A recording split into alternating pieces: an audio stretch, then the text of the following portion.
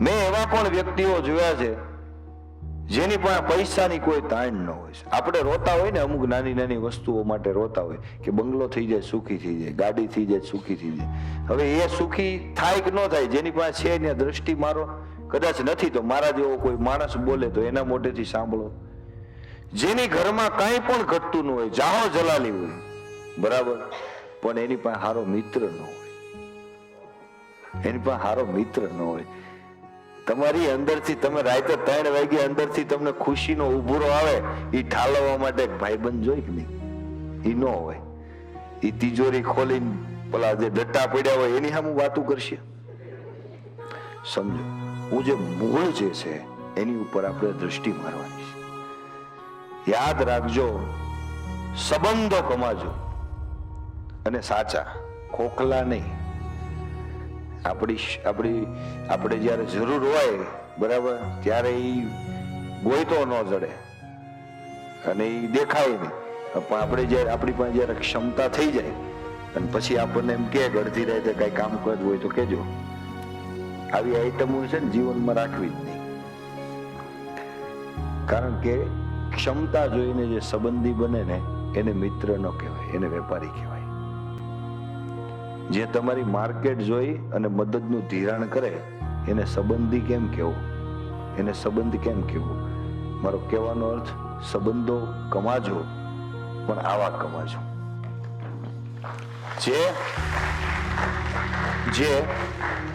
જે પૈસા કરતા બહુ અમૂલ્ય હોય. આવા સંબંધો કમાજો. અને એ સંબંધો જો તમારી પાસે હશે, તમારી પાસે 5 સારા વ્યક્તિઓ હશે, તો જીવનની તમારી જે લાઈન છે એ આડી હવડી ક્યારેય પણ જતી હશે તો એ 5 વ્યક્તિઓ તમારો કોલર પકડીને કહી શકશે, બીજા નહીં કહી શકે.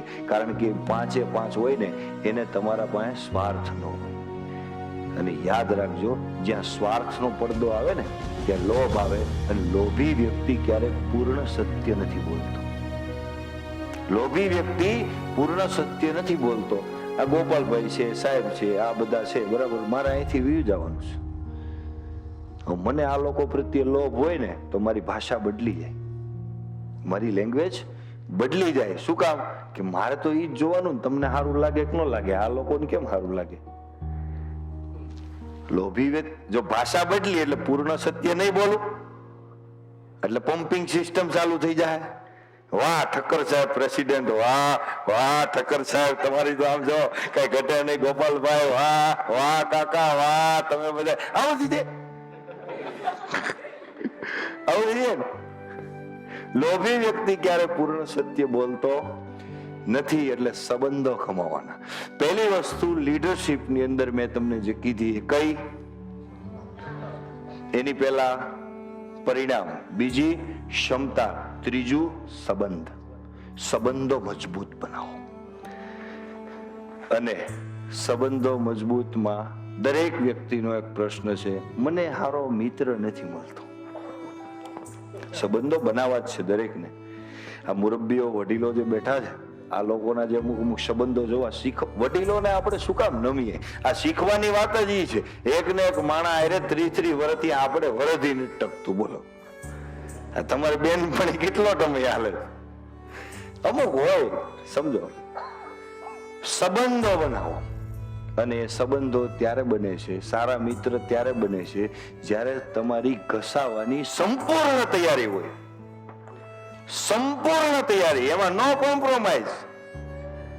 તમે મારા લગ્નમાં આવ્યા તો જ હું આવું એમ નહીં. તારા આવું હોય તારે, બાકી હું તો આવીશ જ. વાત પતી ગઈ. કારણ આ જે શીખી જાઓ ને, આ ગુણ જે તમારામાં જનરેટ થઈ જાય ને દોસ્તો, તો આ ગુણ તમારા પરિવારની અંદર પણ લાગુ પડશે. તમારા પત્નીની સાથે પણ આ ગુણ લાગુ પડશે. તમારા બાળકોની અંદર પણ આ ગુણ લાગુ પડશે. સંબંધ બનાવવાનો જે ગુણ છે એ લાગુ પડશે. કારણ કે સંબંધ પ્રેમથી ટકે છે. અને પ્રેમ ત્યારે જ ગણવો જ્યારે તમારી સંપૂર્ણ સમર્પણની ભાવના હોય. સમર્પણ વગર પ્રેમ નહીં. હું તમારું બધું માનું, પારસભાઈ, આમ જો તમે આવો બહુ, પણ હું તમે મારા મિત્ર છો, સમજો કઈ ઘટે નહીં. તો એક કામ કરો ને, મારે આ કામ છે. નહીં, ઈ નો થાય. ઈ ભાઈ રહેવા દો. ઈ ભાઈ તમે આવા નાઈટકીયા સંબંધ નહીં કરવાના. જીવનની અંદર શું ઇન્સ્ટોલ કરવું, બરાબર, એ પછીનો વિષય છે. જે ઓલરેડી નકામું ઇન્સ્ટોલ થઈ ગયું છે ને, એ કેટલું કાઢી નાખવું ને, એ પહેલો વિષય છે. ડિલીટ કરવાનો વિષય પહેલો છે. તમે કોઈને દ્યો ને તો એવું મનથી દ્યો. યાદ રાખજો, તમારો ફાયદો ઉપાડીને કેટલો ઉપાડશે, ઉપાડીને તો કેટલો ઉપાડશે.